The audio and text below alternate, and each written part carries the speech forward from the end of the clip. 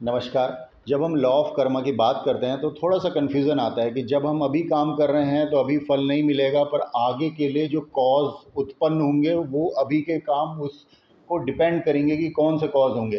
तो ये कन्फ्यूज़न से ये समझ में आता है कि जो हमारी फ्री विल होती है, जैसे हम सोचते हैं कि हमारा भविष्य हमारे हाथ में है, हम खुद चॉइस करते हैं कि हमें इस डायरेक्शन में जाना है, उधर जो जाना है। जितनी चॉइसेस होती हैं, हमेशा आप कोई काम करने से पहले आपके पास ऐसे चॉइसेस आएंगी, करो ना करो, ऐसे करो वैसे करो। तो ऐसा लगता है कि यार हमने खुद तो चॉइस ली थी, पर फिर समझ में आता है कि नहीं, ये तो कॉजेज़ थे और उसको ये बोला जाता है कि ये पास्ट कर्म की वजह से वो ही कॉजेज़ आपको मिले। उसमें सच्चाई भी होती है, क्योंकि ऐसा ही विवेकानंद जी ने बोला है कि जब तक आप स्पेस टाइम कॉजेशन में हैं, ये बातें सच रहेंगी, आपको वो ही चीज़ें मिलेंगी चॉइसेस। तो आप ऐसा कह सकते हैं कि आपके पास कोई फ्री विल तो है नहीं। इस ब्रह्मांड में जो भी एक इवेंट हो रहा है उसका प्री डिटरमाइंड कॉज पहले से ही पड़ा है। अगर हम ये सोचें कि मैं कौन सा हाथ उठाऊं, है इसका भी एग्जाम्पल दिया जाता है कि भाई मैंने हाथ उठाऊं ना उठाऊं, राइट उठाऊं लेफ्ट उठाऊं, मान लो मैंने उठा दिया।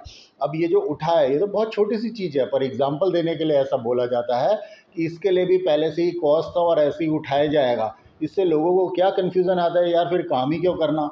फिर जब कुछ प्री डिटरमाइंड है तो हम तो कठपुतलियाँ हैं। पर वो इसको ऐसे समझाते हैं कि देखिए, आप छोटे प्लेन पे देखेंगे तो ये सच्चाई है, पर आपको उठने के चांसेस दिए जाते हैं, आपने कैसे इवॉल्व होना है।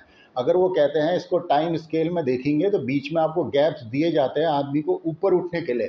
तो आपको हमेशा अच्छा ही करते जाना है, करते चले जाना है। और आत्मत्याग वाली भावना, मतलब अगर आप हिंदू धर्म से देखेंगे तो या तो आप कर्म योगा से जाएं, या भक्ति योगा से जाएं, या ज्ञान योगा से जाएं, हैं, या फिर किसी और योगा से, राज योगा से जाएं, हैं, क्रिया योगा से जाएं।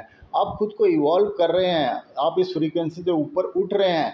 अगर आप उठ गए तो वहाँ पे ये चीज़ें नहीं लगेंगी। और तब क्या होगा, तब आपके पास पूरी फ्रीडम होगी, पूरी फ्री विल होगी। वो कहते हैं जब हम फ्रीडम की बात करते हैं तो कोई भी ऐसी जगह है जो कि इंसान सोच सकता है, जहाँ तक उसकी कल्पना शक्ति गई है, वहाँ पे जहाँ पे उसके सेंसेस को फीलिंग होती है, वहाँ पे कभी भी आपको पूर्ण शांति और ऐसी पूर्ण स्वतंत्रता मिल ही नहीं सकती। क्यों नहीं मिल सकती? क्योंकि वहाँ लॉ ऑफ कॉजेशन लगेगा।